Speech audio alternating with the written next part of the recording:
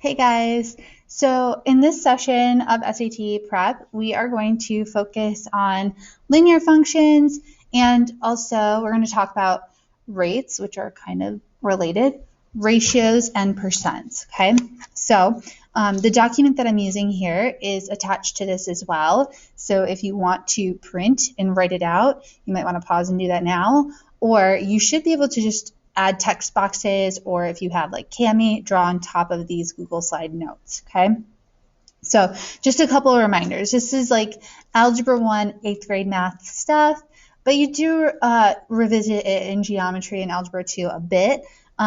So it's good to have that refresher, okay? So a few notes on how to write a good linear equation, because a lot of the stuff in SAT is story problems. So you're going to have to read through, and sometimes they'll give the equation to you, but sometimes not, and you have to write it yourself. In fact, some questions, that's all they want is for you to write the equation.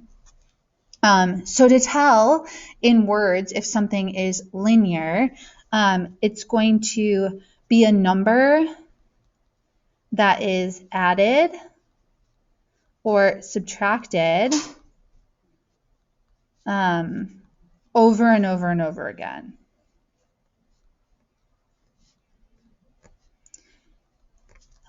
You might be reading through a story problem, and the key words that kind of tip me off to this number is being added or subtracted over and over and over again are words like each or every, sometimes per.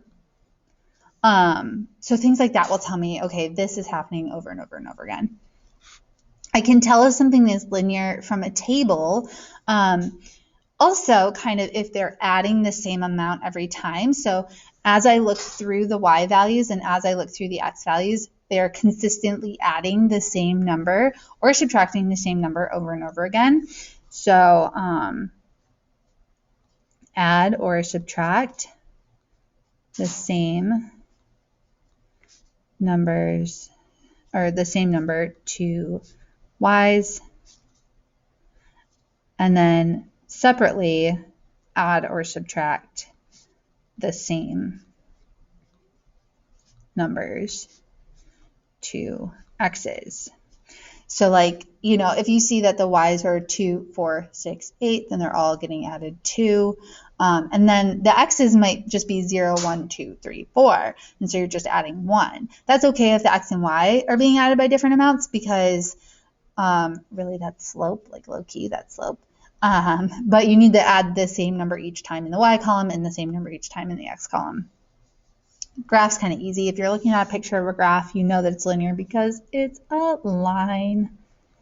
So it could be a positive sloping line, a negative sloping line, or a horizontal line.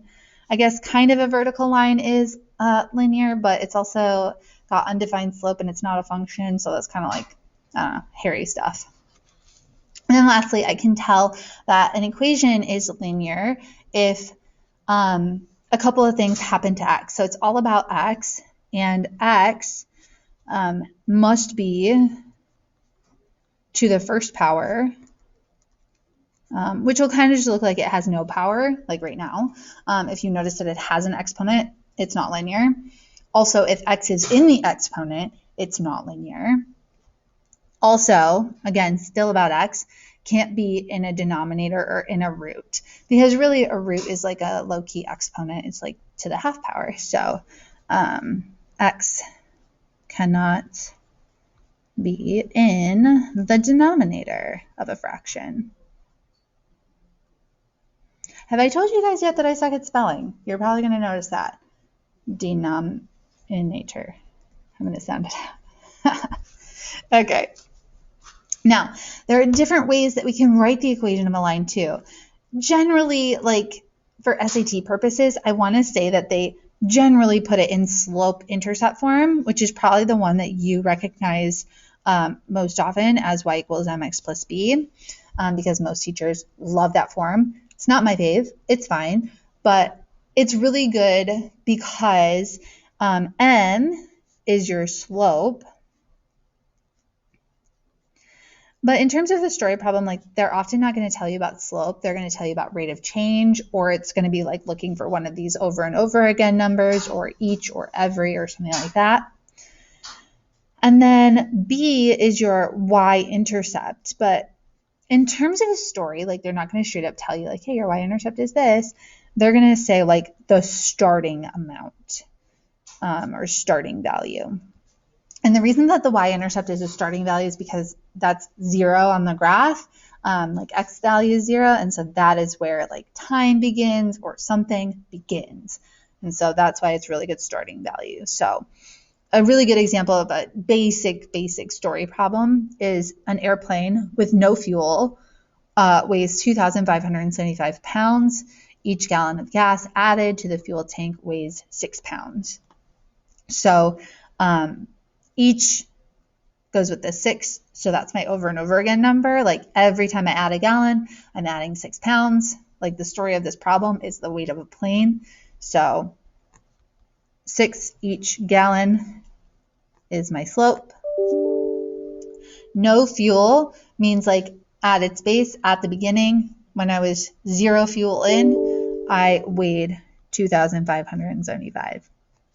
Now, it might be that SAT is just going to ask you to straight up write the equation, which we did, but then it might ask you more things too. Like maybe you have to come up with the equation on your own without them asking, but then they say something like, if you add 5 gallons of gas, how much does the plane weigh? So we put 5 here and solve it out. Really simplify, multiply, then add. Or they maybe say to you, hey, the airplane weighs 3,000 pounds. How many gallons did you add? So then I put 3,000 over here and we do a little solvey solve. So we'd subtract and then divide by 6. Okay. Now, another really, really overused form of a line in terms of story problems is standard form. It's so great. I was actually teaching it to my Algebra 1 students today. Everybody hates story problems, but standard form is great for story problems because, so if we remember, standard form is this ax plus by equals c. The a and the b number are actually both going to be like slope numbers, which feels weird because you shouldn't have 2 slopes, but they are kind of slopey type numbers because a slope number is a number being multiplied to a variable or a number that's happening over and over again to a variable.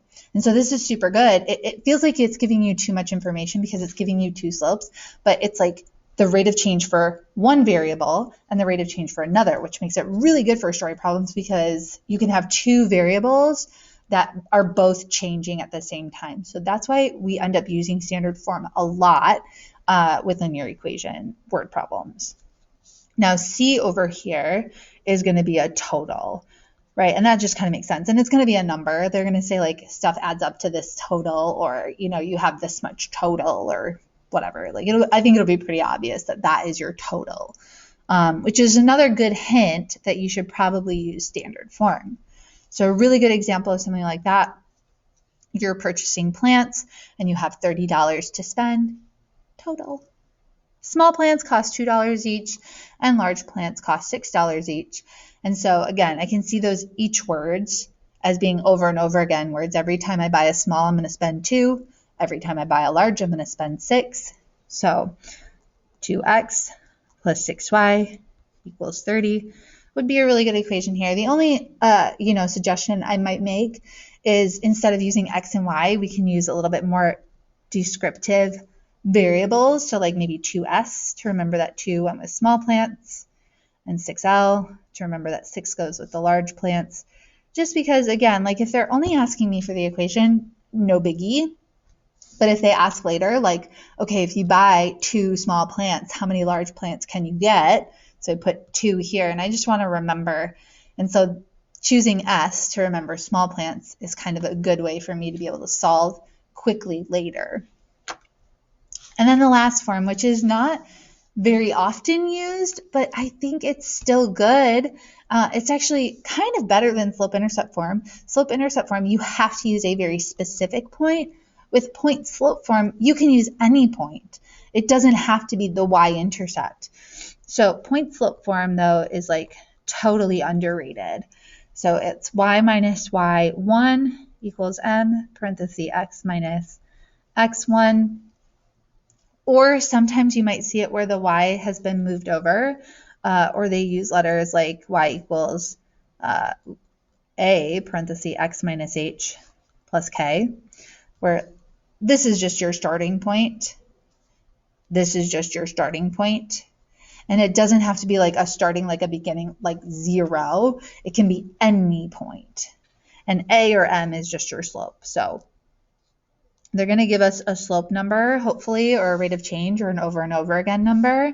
And then they're going to give you sort of one instance of this situation occurring. So like thinking back to this airplane one, rather than telling you that the airplane weighed 2,575 pounds with no fuel, they might tell you when 2 gallons are added, this is how much the plane weighs. So they're not giving you the 0. They're saying, okay, when 2 happened, this is how much it weighed. So that's kind of like a different point in time. It's not the starting point, if that kind of makes sense. So like this HK business, or here this X1, Y1 business, those are going to get replaced with numbers that sort of represent some other point in time of this situation occurring. So I usually call that like one instance of the situation. So again, with the plane example, it's like when I had this many gallons, this is how much it weighed. Or with the plants, like, you know, when I bought 3 small ones, this is how much I paid. That doesn't really work so great. Oh my God, forget that. But a really good example of when I would use point slope form, a train travels at a rate of 70 miles per hour. Look at that. I'm telling me straight up my rate or slope. That's so nice.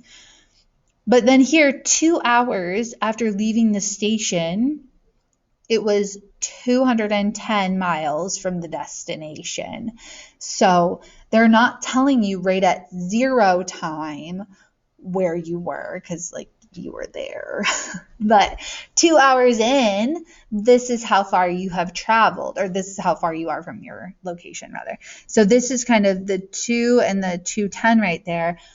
Is one instance of the situation occurring. Now, like sometimes it's confusing about who's X and who's Y, but generally I say X is independent, X is time, so X is always going to be like a time number generally, okay? So with this one, if we write it as Y minus Y1 equals M parenthesis X minus X1, that would be best. And so in place of slope, we'll put our slope number or our rate number. And then in place of this xy, we need to replace that with this one instance of this train in time. So because the time is 2 hours, that was going to go with x because x is independent. So like a time is an independent variable. And then over here with y, we'll put our miles. We can also kind of tell from the rate of change what is x and what's y, because, oh my God, the biggest thing about linear functions is slope. Like, how in the world did we not say that first? Well, it's because I'm in charge and I'm a scatterbrain mess. But so slope is something that I can find by doing y minus y over x minus x, or like rise over run if we're looking at a graph. Or maybe you've seen it as like delta y, change in y over change in x, because maybe I get that from my table.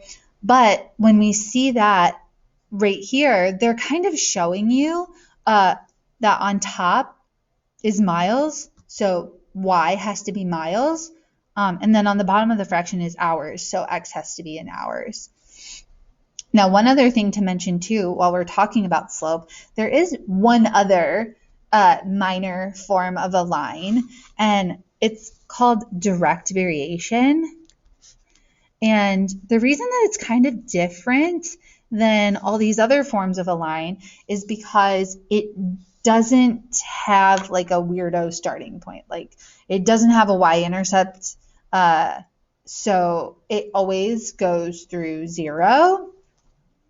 Normally we write the equation direct variation like y equals k times x, but k is really just my slope. But the important thing here is that the y-intercept is always 0, or the origin. And that's important because that kind of means no matter where I go on the line, I can always just divide y by x to get the slope. So I'm not having to do like y minus y, x minus x. I just have to do y over x. So they always sort of have this constant ratio for later going on. Okay, so that's kind of a lot. Now I'm going to do some practice problems with you. And my goal is to kind of not do all of them, but do some of them and maybe leave some for you guys to try so that when we meet in our Zoom on Thursday, we can sort of discuss the ones I did if you were like totally lost, or maybe some more that you tried on your own that you're not quite sure on. So on the next slide or on the next page, we'll start practicing.